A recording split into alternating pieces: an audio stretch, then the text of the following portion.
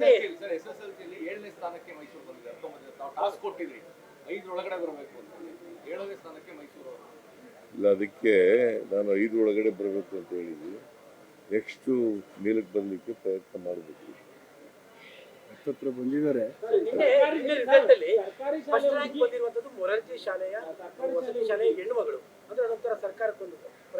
ಈಗ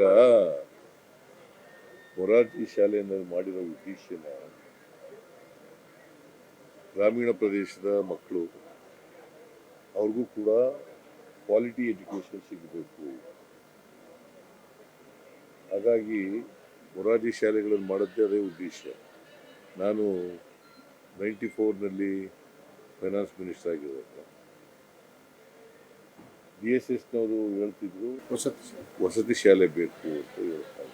ಇದು ಸ್ಲೋಗನ್ ಅವ್ರದ್ದು DSS. ನಾನು DSSನವ್ರ ಜೊತೆ ಸಂಪರ್ಕ ಇದ್ದದರಿಂದ ನಾನು ಕೂಡ ಗ್ರಾಮೀಣ ಪ್ರದೇಶದಿಂದ ಬಂದವನು.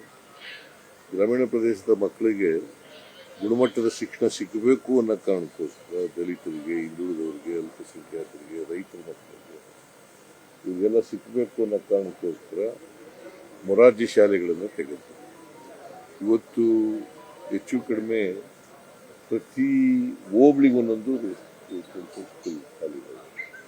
ಹೋಬಳಿಗೆ ಮಾದೇವಪ್ಪನವ್ರು ಇಲ್ಲೇ ಇದ್ದಾರೆ, ಸಮಾಜ ಕಲ್ಯಾಣ ಸಚಿವರು. ಹೋಬಳಿಗೆ ಒಂದೊಂದು ರೆಸಿಡೆನ್ಷಿಯಲ್ ಸ್ಕೂಲ್ ಸುಮಾರು 800ಕ್ಕೂ ಹೆಚ್ಚು ಸುಮಾರು 900ರಷ್ಟು ರೆಸಿಡೆನ್ಷಿಯಲ್ ಶಾಲೆಗಳಿದೆ. ಸೊ ಹಾಗಾಗಿ ಅಲ್ಲಿ ಹೆಣ್ಮಗಳು ಫಸ್ಟ್ ರ್ಯಾಂಕ್ ತಗೊಂಡಿದ್ದಾರೆ. ಅವ್ರಿಗೆ ನಾನು ಅಭಿನಂದನೆಗಳನ್ನು ಸಲ್ಲಿಸಲಿಕ್ಕೆ ಬಯಸ್ತಾ ಇದ್ದೇನೆ. ಎಲ್ಲೂ ಹೆಚ್ಚು ಜನ ಅಲ್ಲಿ ಮೊರಾರ್ಜಿ ಶಾಲೆಯಲ್ಲಿ ಅಭ್ಯಾಸ ಮಾಡ್ತಕ್ಕಂಥವ್ರು, ವಿದ್ಯಾರ್ಥಿಗಳಾಗಿದ್ದಂಥವ್ರು ಹೆಚ್ಚು ಜನ ರ್ಯಾಂಕ್ಗಳನ್ನು ಪಡ್ಕೋಬೇಕು, ಡಿಸ್ಟಿಂಕ್ಷನಲ್ಲಿ ಪಾಸ್ ಆಗಬೇಕು ಅಂತಕ್ಕಂಥ ಆಶಯವನ್ನು ವ್ಯಕ್ತ ಮಾಡ್ತಾರೆ.